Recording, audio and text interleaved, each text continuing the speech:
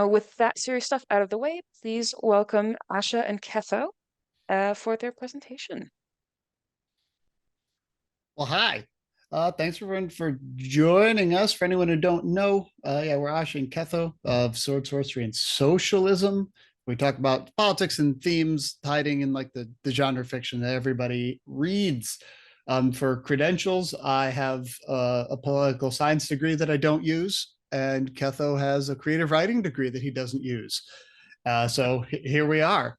And today we are going to be talking about everyone's favorite author, should be everyone's favorite author, Ursula Le Guin. So Ursula K. Le Guin is a pretty well-known science fiction and fantasy author. She's probably more well-known for her, yeah, yeah, noticing the t-shirt. Um, she is most well-known likely for The Left Hand of Darkness, The Lade of Heaven, The Dispossessed, a long list of her science fiction stories as her more political and more anarchistic offerings. Ultimately, her Earthsea novels, her fantasy offerings, which is what we're going to be diving into today, has an awful lot to say on the topic as well. Yeah, so we are talking about her fantasy novels, the Earthsea cycle, particularly the middle book, The Tombs of Atuan. Um, what we're going to talk about is how Ursula Le Guin's personal brand of anarchism is actually sort of displayed accurately throughout the text and the setup of the story, as opposed to being somewhat of a political polemic like the Dispossessed tends to be. This is how you can see her version of politics even through her fantasy world building. We should start though, since we're talking about anarchism and Ursula Le Guin, with, well, what is an anarchist? The Webster's Dictionary, no, I don't care what the dictionary says. Ursula Le Guin says, from a quote from the short story Before the Revolution, she says, "What is an anarchist? One who, choosing, accepts the responsibility of choice."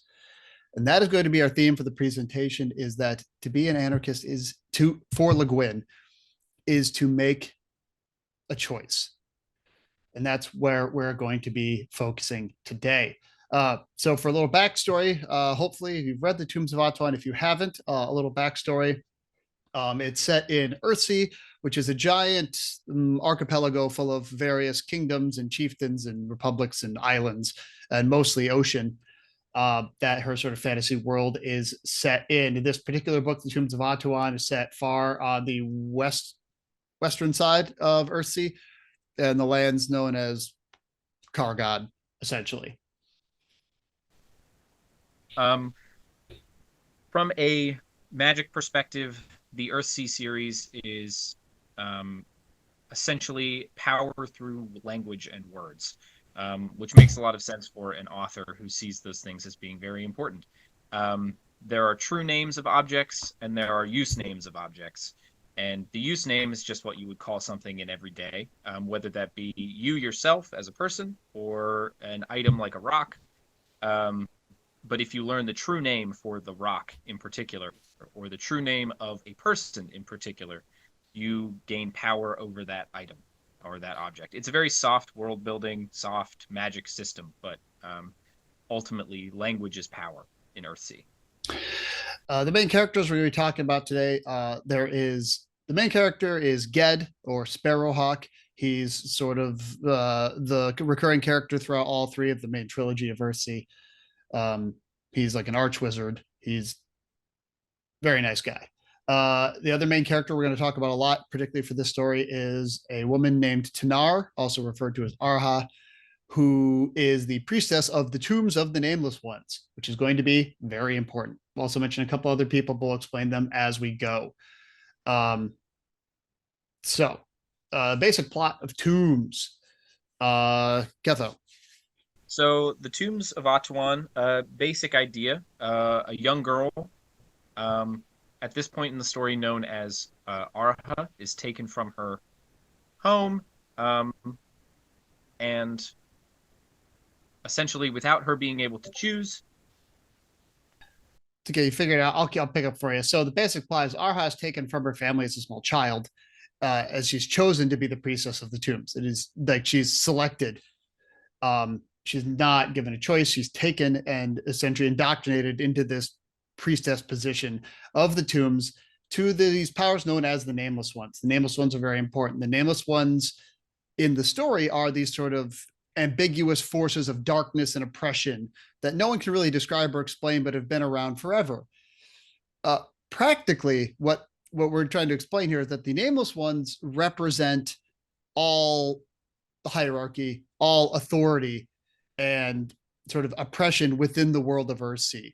They have always been around, and the temple to them that Arha serves is one where all the former like chiefs and petty kings and all wannabe leaders would come and sort of give offerings to affirm their right to rule. It is their version of the divine right of kings. Going to the Nameless Ones to give your offering is how you affirm your authority to be in charge. That's what the Nameless Ones are. Now, they are real and they do have power, but that is what they represent within the world of Earthsea. The other main temple we have to talk about that's important is the temple to the God King, is the other main temple on the mount. The God King is a newer institution, and that is the overall emperor of these lands who has, in an attempt to shore up his authority, declared himself to be divine. This is sort of a usurpation of the older hierarchy, but a more affirmation of the patriarchy that exists within Earthsea and within the Kargad lands. This institution is one of which he uses to reaffirm his authority over literally everyone. And one of the important things to note about both of these systems, both these temples, is that women and only women can be on and live and exist as servants to the temples. But these positions are entirely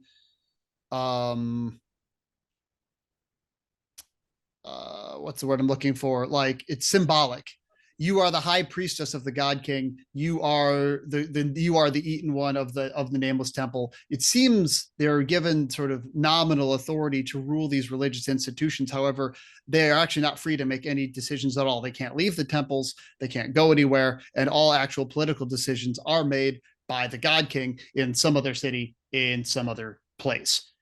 So that's sort of our foundation here. Is you have these temples, these structures of hierarchy that the priestesses all have to exist within, that they are essentially slaves to. They cannot leave. They cannot make any choices. And this is where we get, I want to call sort of the devil on the shoulder of our main character, Tanar, who is Castle. Ketho, tell me about Castle.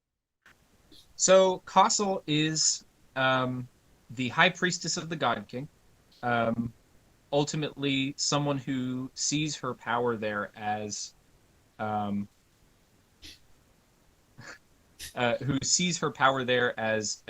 important thing for her to have, regardless of its symbolism and its lack of actual use. At the end of the day, we like to refer to Castle as a pick-me. She's the ultimate pick-me. The ultimate pick-me, who looks for affirmation and reassurance from the God King, who has the actual power in Kargad, and who will put down other people who are trapped in the same system in order to gain power in that system. So Castle, in her position as this sort of ultimate pick-me, uses her authority as the God King's high priestess and wields it as a petty tyrant to the other women that exist in the temple complex. She, she belittles all the other women that exist there. She lords her authority of her experience over Tanar, over our main character, in this sort of pathetic attempt to like maximize the minimal position that she's given within this patriarchy. She can't make any choices. However, she can sort of wield her little bit of power to put down other women. So she's sort of I wouldn't call her a villain. She's a character of pity eventually. And sorry, Ketho, yeah, you might want to maybe just check quick which audio input it's using. make sure it's using the phone or whatever.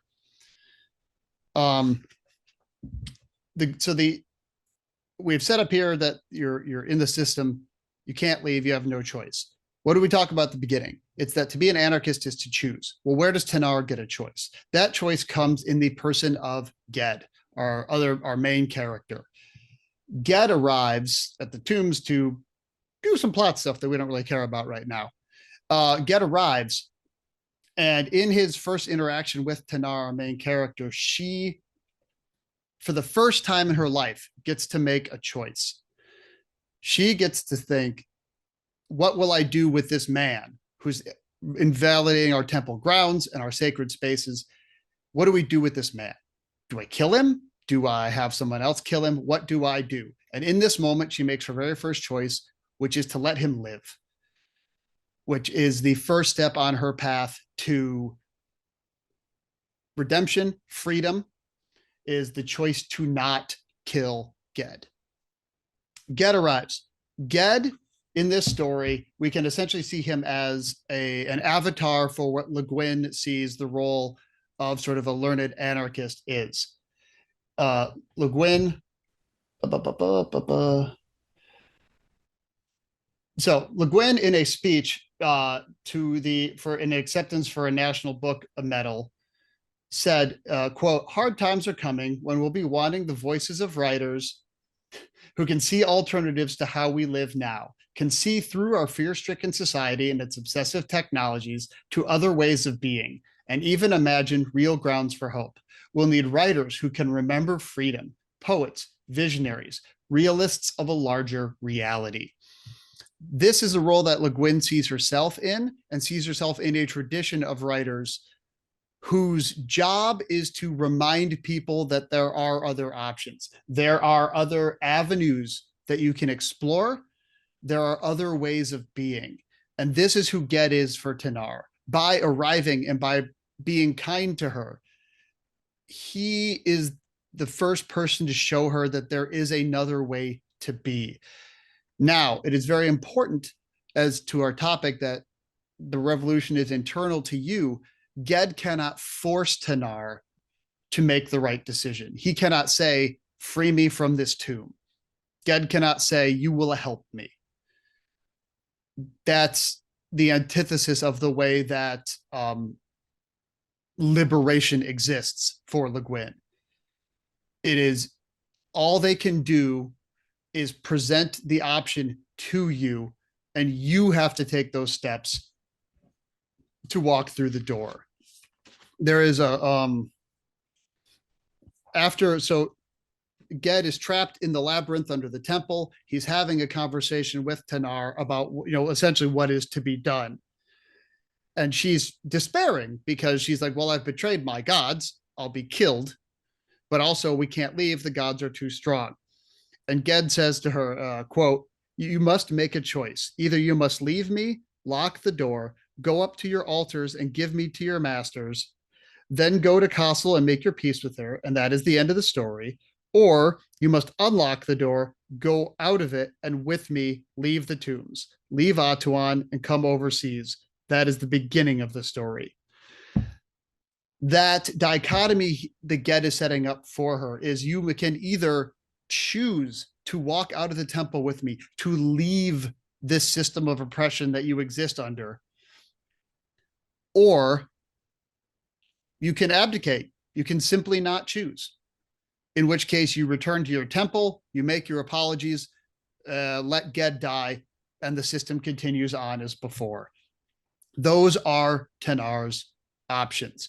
Anyone who's familiar with Le Guin's work may have seen this as the main theme of her famous short story, The Ones Who Walk Away from Omelas, with it, which is sort of her, sort of anarchist manifesto in a way, is that you exist within an oppressive system. The best thing you can do is choose to no longer participate.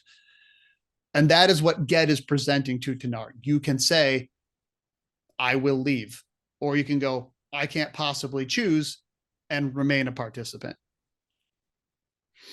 So Ged ultimately posits himself as this sort of like revelatory figure. And I believe that Asha has already mentioned the quote from Le Guin, who also kind of sees herself as this sort of, and sees other writers as this sort of figure that isn't forcing anyone to make any decisions, but is ultimately just giving someone the tools they need to make those decisions. Ultimately, Taynar makes the decision to leave, and that is her kind of exerting her free will in a way, in her choice in a way that she's actually accepting responsibility for the situation that she's in, and is moving forward into something new. There's a quote towards the end of the book. Freedom is a heavy load, a great and strange burden for the spirit to undertake. It is not easy. It is not a gift given, but a choice made, and the choice may be a hard one. The road goes upward towards the light, but the laden traveler may never reach the end of it. Ultimately, it comes back to this idea of choices and this idea of making the decision to no longer participate in the systems that oppress you directly. Le Guin is in a line of thinkers of what you would describe as sort of pacifist anarchists, where that they don't advocate for sort of violent overthrow of the system. It is the civil disobedience, the refusal to participate in your oppression is the correct way to leave it.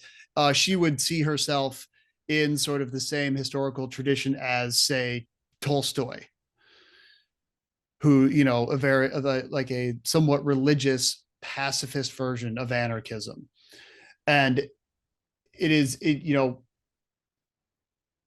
awesome. 20 minutes, we're just about done here.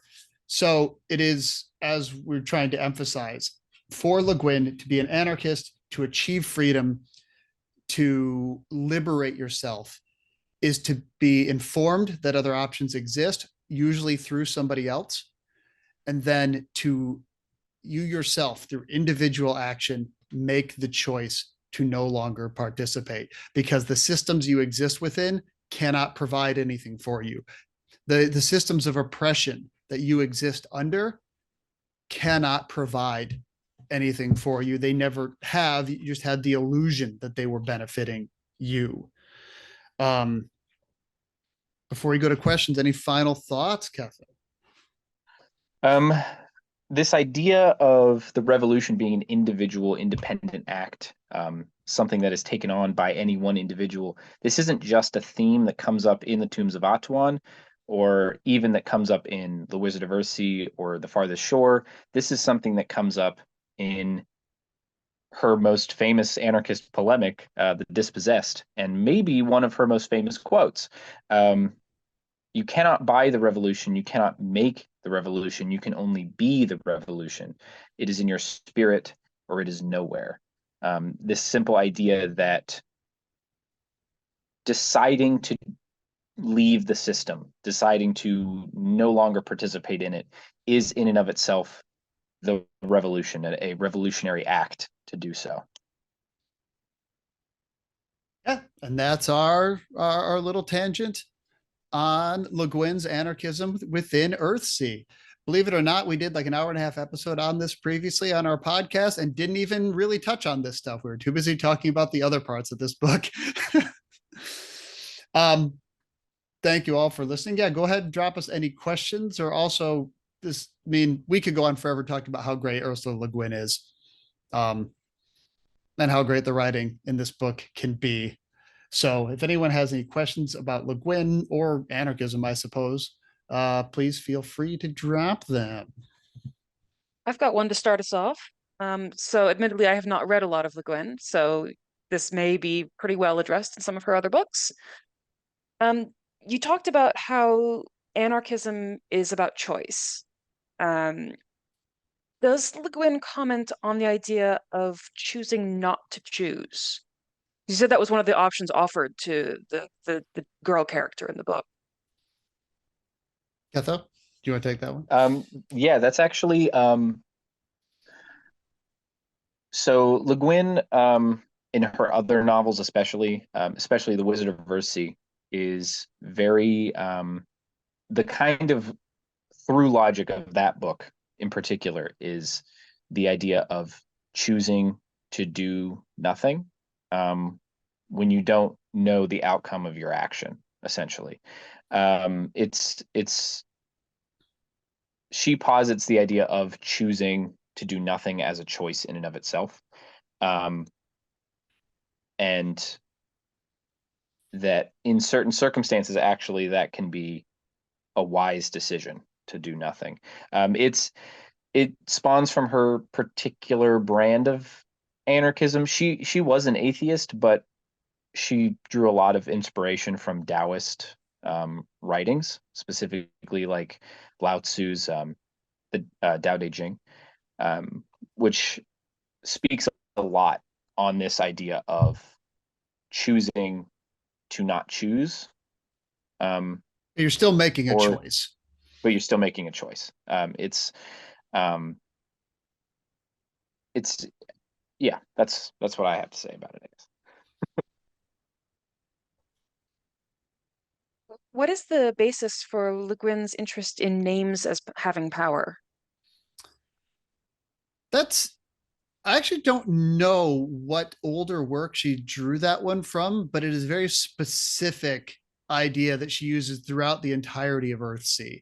Is I mean, that it's an idea that you see in a lot of historical cultures as well.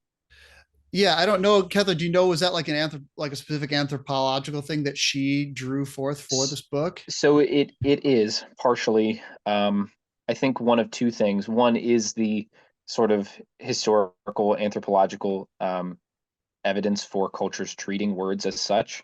Her father was an anthropologist at the University of at UC Berkeley, and he was actually a pretty well known um, anthropologist at the time. So she grew up reading and consuming a lot of anthropology, especially on sort of small dying cultures or like just very um, niche small cultures kind of around the world.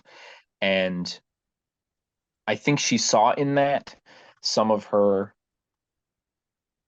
kind of more revolutionary ideas of poets and writers and etc. using the power of words. Um, her most probably her most famous quote ever is the one that so many people know about. We live under capitalism; its power seems inescapable. But so did the divine right of kings. But that has an additional point on it that is usually omitted, and that is that um, change often comes from I don't have the exact quote in front of me, but essentially she posits that change starts oftentimes in writing and with words. So it makes a lot of sense to me that she would see sort of a connection to these sort of historical examples of words as power and latch onto that as a writer who sees words as power. Um, Yeah, if she thinks that, you know, art is liberatory, then it makes sense for her magic system to be one in which language is the power that like underpins all things. Hmm. So for people who haven't read much Ursula Le Guin, where would you recommend they start? Uh, it depends. If you like sci-fi, there's a difference because she writes in two veins. There's science fiction and there's fantasy, are her sort of her two main veins. Um, if there's if you're more into fantasy, then essentially right here where we began, the Tombs of Atuan with the Earth or the Earthsea cycle is very good. Um, it's a trilogy. I would just advise reading them in order. Read Wizard of Earthsea, then Tombs of Atuan, then The Furthest Shore. I personally believe this one, Tombs, the middle one, is the best one. That's my own personal opinion. If you're more into sci-fi, um, you don't have to read those. I don't think in any particular order. It's called the Hainish cycle. That's a lot of her like long form sci-fi. The ones that are most famous, and I would argue are the best, is Left Hand of Darkness, is a fantastic book that explores like gender norms and gender roles in society and things like that. Trevor's also interested in some recommendations for the short fiction. Ketho, I think you've read more of the short fiction, right? Yeah, I would actually highly recommend almost it's really hard to pinpoint a lot of her short fiction because her short fiction is honestly extremely short. She's a very concise writer. Um, Obviously the ones who walk away from Omelas, but there is one particular short story that if you've ever peeked at the Earthsea series that I would really recommend. It's called The Rule of Names, and it's the short story where she essentially didn't invent, but she first explored her ideas for Earthsea's magic system, while simultaneously giving a backstory for like a side character in Earthsea that you don't really think about that much. It's a very interesting story about just an old wizard, a kind of inept wizard living on a small island in Earthsea before she wrote any of the actual Earthsea novels. It's a very good short story. We love an inept little wizard. How does Le Guin's pacifism impact your own personal political views? Um, We've only got 11 minutes. Yeah. Well, in short, I would say that her pacifism, personally, this is a very personal opinion because it's about my political views. So take what I say with a grain of salt. I argue that her pacifism is actually her biggest shortcoming as a political writer, because I would argue that her pacifism exists as a result of the relative privilege from which she comes. The option to be nonviolent against your oppression is one where that only exists if you exist within a position of more or less relative privilege within that system that you're within.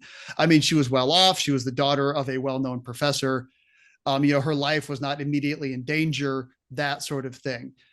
If you're interested in this dichotomy, we've referenced many times her short story, The Ones Who Walk Away from Omelas, which is a pacifist work. It is choosing to walk away from a system that's oppressive. There is a counterpoint to that written by fantasy author N.K. Jemisin, who wrote The Fifth Season, which is an amazingly wonderful book.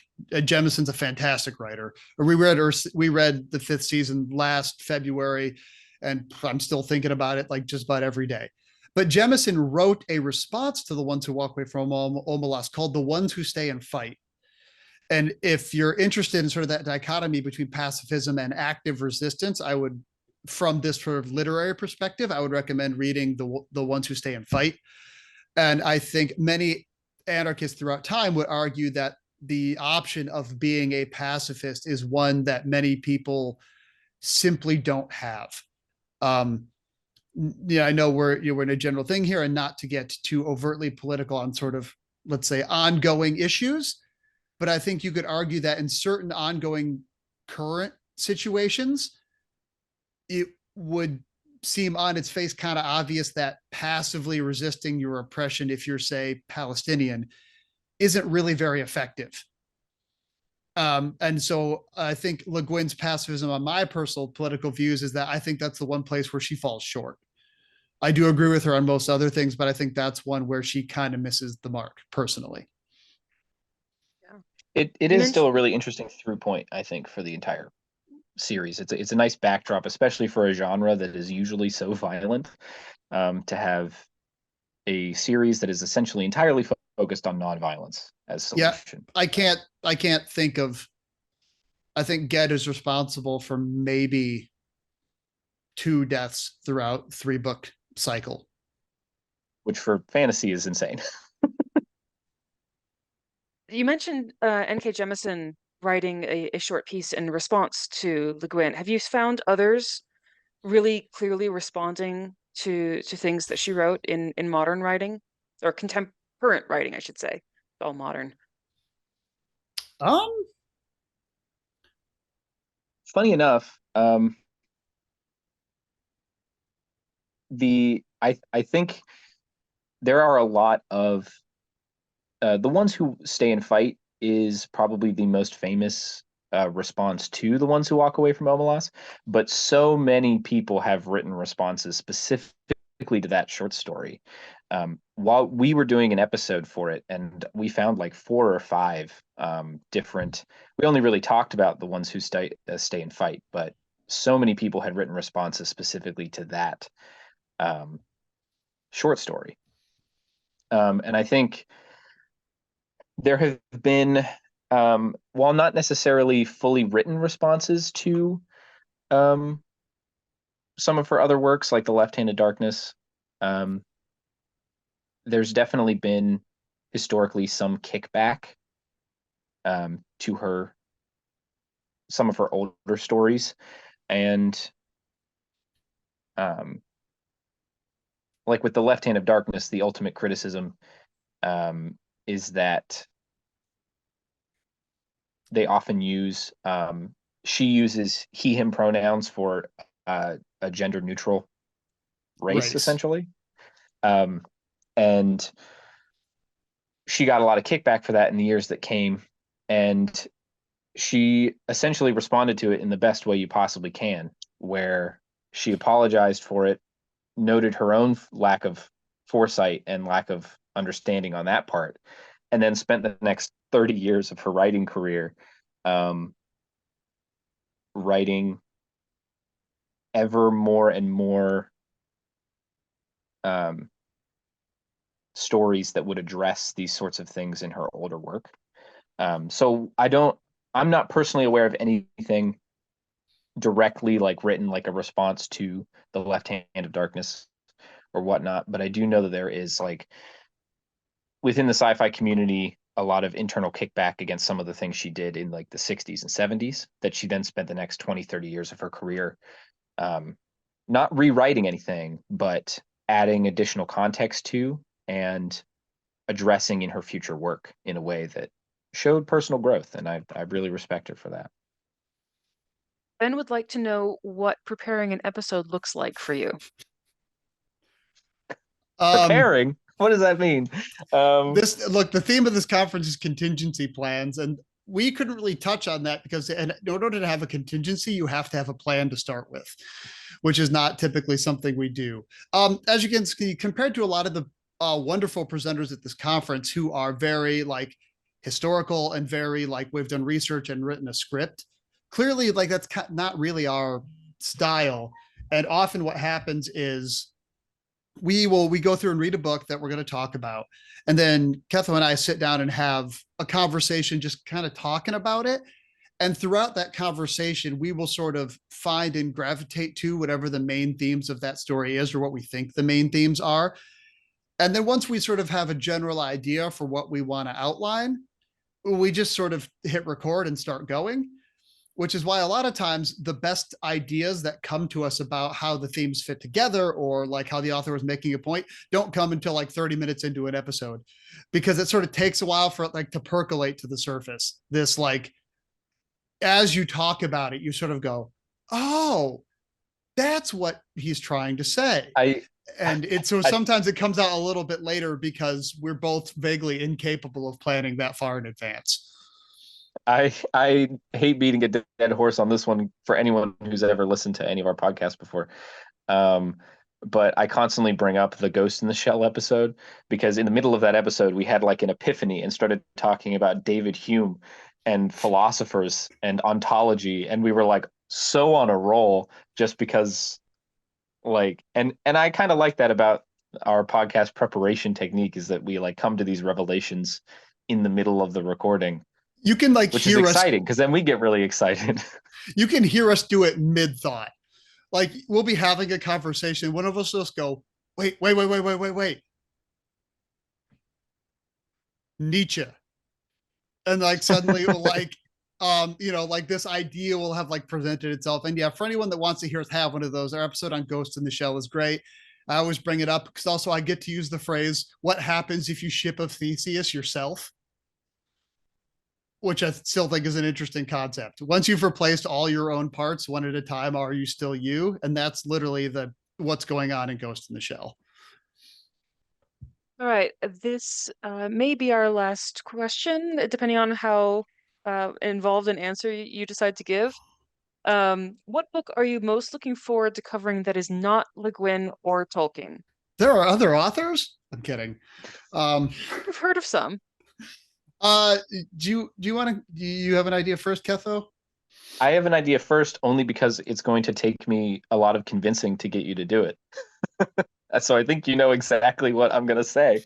Um, I really want to talk about The City in the City by China Miéville. But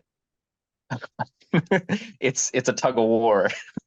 See, the problem is I have a very small brain, and reading something by like China Miéville is again a very like intellectually challenging prospect, and so I've been pushing back and doing that one for a while because I'll be honest, I don't like working that hard, uh, and actually having to do an outline for an episode that we're going to have to do because I'll actually have to do an outline for something like that and actually have to put my thoughts together in advance.